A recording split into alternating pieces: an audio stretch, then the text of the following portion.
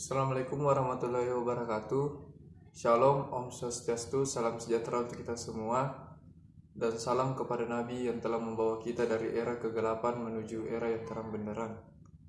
Perkenalkan, nama saya Ayatullah Fatullah.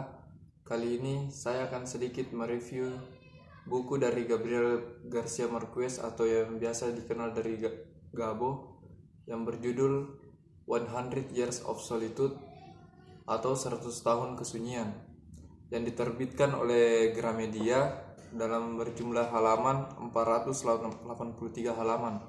Sedikit dari biografi dari penulis tersebut. Gabriel Garcia Marquez lahir pada tanggal 6 Maret 1927 di Aracataca, Kolombia. Gabo atau Gabito panggilan akrabnya adalah novelis, penulis cerpen, penulis skenario, dan jurnalis dari Kolombia. Dia dibesarkan terutama oleh kakek nenek dari pihak ibu yang mendorong dan memberinya inspirasi untuk menjadi penulis. Sebagian besar karyanya didasarkan pada hal-hal yang disaksikan di Kolombia dan cerita-cerita kakek neneknya. Garcia Marquez menjadi termasyhur setelah menerbitkan karyanya yang paling terkenal dan mendapatkan banyak puji, 100 tahun kesunyian. Novel dengan gaya magical realisme ini terjual lebih dari 30 juta kopi. Tahun 1972 Garcia Marquez mendapatkan anugerah International Prize of Literature dan tahun 1982 Nobel Prize in Literature. Ya, jadi salah satu novel fenomenal dari Gabito ini adalah 100 tahun kesunyian. 100 tahun kesunyian ini beraliran realisme magis ketika Jose Arcadio menghadapi regu tembak yang akan mengeksekusinya. Kolonel Aureliano Bendela jadi teringat suatu sore, dulu sekali ketika diajak ayahnya melihat es.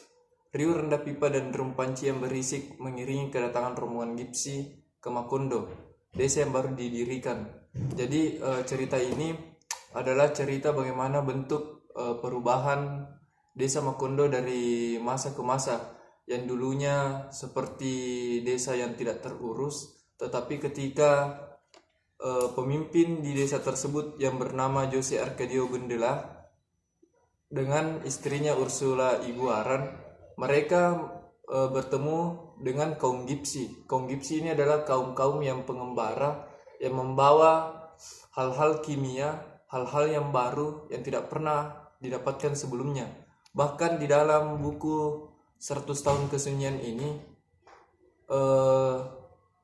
kaum Gipsi ini bertemu dan sempat menuliskan bahwa dia ke Indonesia dan dia ke Nusantara. Menjelaskan tentang realisme magis, ada beberapa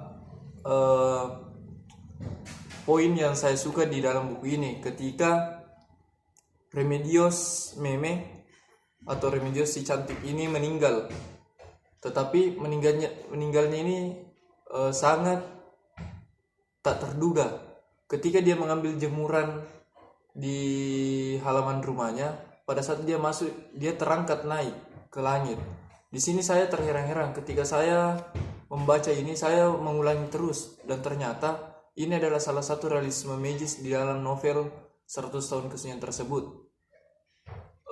Dan novel ini 100 tahun kesunyian seperti memberikan kita asumsi bahwa silsilah keluarga orang-orang dulu itu hampir mirip.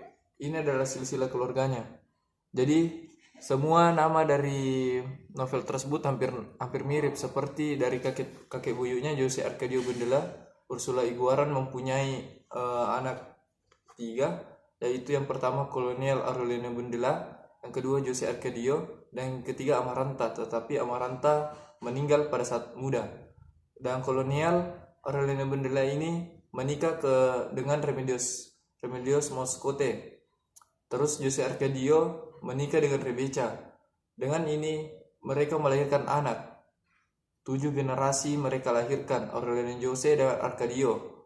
Terus generasi ketiga ada Remedios si cantik, Aureliano Segundo, dan Jose Arcadio Segundo. Dan generasi kelima ada Renata Remedios, Jose Arcadio, dengan Amaranta Ursula dan menikah dengan Aurelio.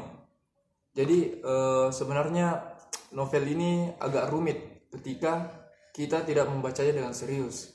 Tetapi saya menemukan bahwa ternyata di dalam novel tersebut saya menemukan quotes yang sangat keren dari buku ini, yaitu api dari cinta hanya bisa diselesaikan di tempat tidur. Tak ada cinta yang benar-benar serius. Yang ada hanyalah nafsu, yang ada hanyalah sebuah ketidaksia-siaan, ketidakpastian saja. Dan akhir dari cerita ini bagaimana sejarah yang dulu yang dipertahankan, manuskrip yang tersisihkan oleh wabah insomnia, perang saudara, pembalasan dendam, dan hal-hal yang menimpa keluarga mendelia turun-temurun. Hanya segelintir orang yang ingat manuskrip itu, dan hanya satu orang yang akan menemukan pesan tersembunyi di dalamnya, yaitu istri dari Jose Arcadio, yaitu Ursula. Mungkin itu saja dari saya. Mohon maaf apabila banyak kekurangan dari kritik sastra saya. Akhir kata, wabillahi taufiq wal hidayah. Assalamualaikum warahmatullahi wabarakatuh.